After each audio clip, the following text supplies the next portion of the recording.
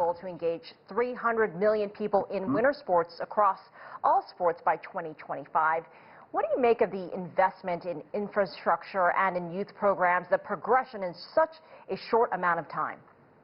Well, that's what it is. It is they're really taking the bull by the horns in terms of putting the infrastructure in place. They really want to grow this sport, like you mentioned, up to 300 million participants in winter sports. That's almost unprecedented and unheard of. It could only happen in a nation like that, backed by infrastructure.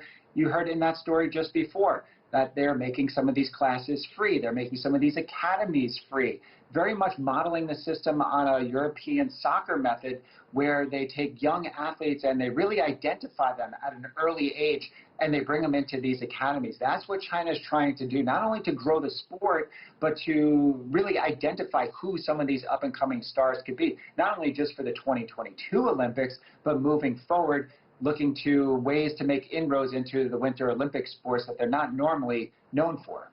Let's talk about money here. The market value of the winter sports industry in China nearly tripled in just 3 years, and the number of ski resorts and people who go skiing both nearly doubled, and we're talking billions here. So the winter sports market, gear doesn't come cheap. So what are some of the considerations as international companies look at the Chinese market and its future? Well, they see growth, they see money, they see billions of people. Here in America, you're looking at a couple 100 million people, and that's if everyone buys in. Even if a small fraction of people in China buy in, you're looking at hundreds of millions of people. And if you're able to get into the billions, that is an astronomical amount of money for a company to invest in, because they'll see it on the back end.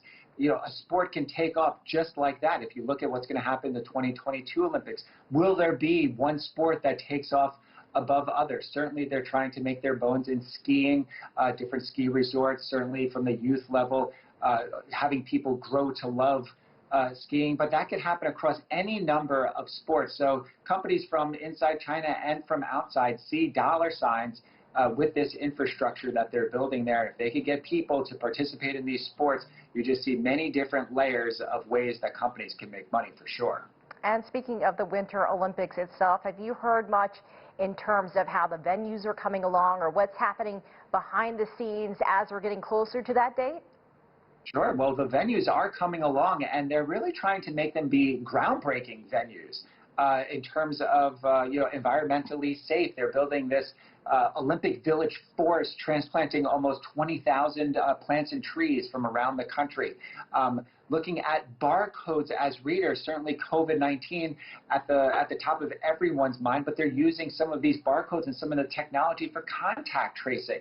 So these are all ways and things that they're thinking about. And when it comes to the venues, we hear this term when it comes to Olympic venues, the white elephant. We hear this with Olympics and with World Cup, where the stadiums just go dormant, where no one uses them. One of the things that they're looking at for 2022 is how can we reuse these venues down the line, whether they be for practice facilities, whether they be for training centers. So they're really trying to make it ecologically beneficial for the environment, but also from a financial standpoint, how it will pay dividends down reusing some of these venues. But the venues are coming along quite well, and they're quite dramatic, as you would expect.